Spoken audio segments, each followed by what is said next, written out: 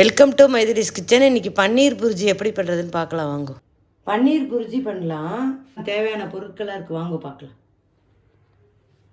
பன்னீர் துருவி வச்சுட்டுருக்கேன். 2 பெரிய வெங்காயம் கட் பண்ணி வச்சுருக்கேன். ஒரு குடமிளகாய் நறுக்கி வச்சுருக்கேன்.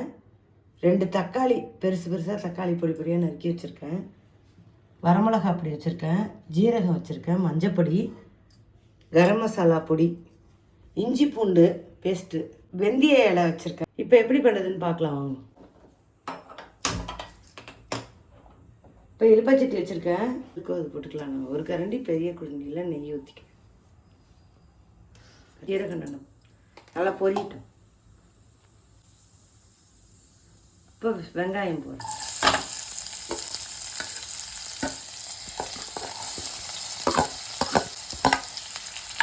வெங்காயம் இப்போ குடமிளகா போடுறேன்.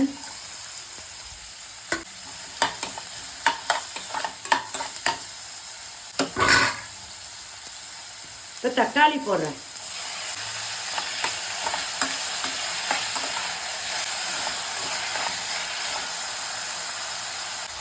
இஞ்சி பூண்டு பேஸ்ட் போட்டுக்கிறேன். இப்போ தேவையான அளவு உப்பு போடுறேன். இப்போ மஞ்சப்பொடி போடுறேன். வரமிளகா பொடி குட்டி ஸ்பூன், 1 ஸ்பூன்.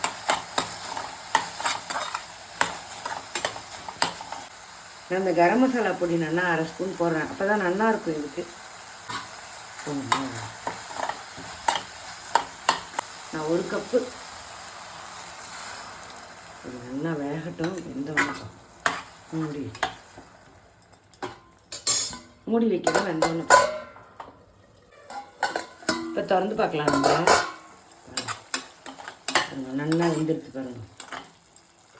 இப்போ நம்ம பன்னீரை நல்லா துருவி வச்சுட்டுருக்காங்க. அதில் போட்டு பண்ணி பாருங்க.